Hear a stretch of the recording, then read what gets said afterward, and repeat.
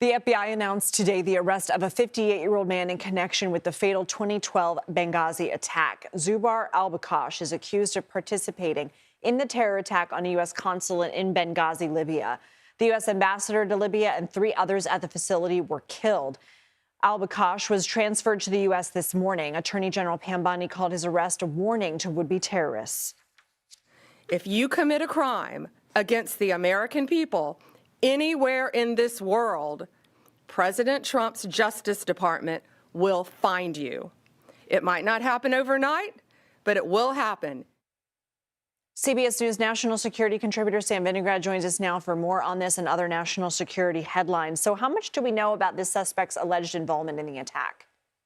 We know that this suspect allegedly was involved in scoping out and surveying the facility in Benghazi and is being charged with murder, attempted murder, and terrorism. And Lindsay, I was in the West Wing when the horrific tragedy in Benghazi happened, when 4 Americans were murdered.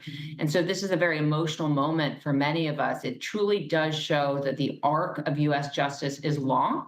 And it does show that the United States has stayed committed to finding individuals involved in the attack. Now, this individual has been on the lam for a long period of time. Other individuals involved in this attack were either killed in strikes or apprehended. So now, of course, this individual will face trial while clearly the U.S. intelligence community and its partners work to apprehend any other individuals that were involved in this horrific tragedy. I want to move on to some other areas of concern here. Mexico says it will provide humanitarian aid to Cuba. What's the situation in Cuba right now?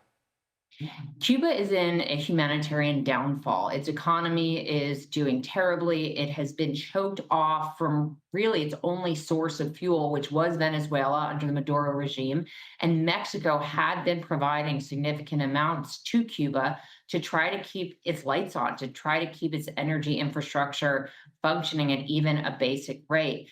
Cuba's economy has been stagnating for years because of sanctions, because of a U.S. embargo, because of natural disasters like the recent hurricane, and regime mismanagement and misuse of resources. What we don't know is if the Mexican president will be successful in convincing President Trump to allow her to provide humanitarian assistance, even if not oil, to the Cuban people. The United States has, under the Trump administration, provided direct assistance to the Cuban people. That started under a previous administration, but direct assistance to the Cuban people through the Catholic Church and nonprofits. So we'll wait to see what President Sheinbaum is able to carve out with President Trump.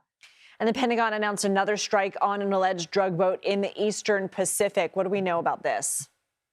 Well, what we know is that the Pentagon's operations against alleged narco traffickers are continuing full steam, despite the removal of Nicolas Maduro from Venezuela. It is unclear at this time what countries and whether the sitting regime in Venezuela is cooperating in any way with the United States. But clearly, the Pentagon remains quite focused on this mission set, despite international outcries and despite litigation by the certain families of individuals that were killed in previous strikes, Lindsay. Sam Vinograd, thank you. Thanks.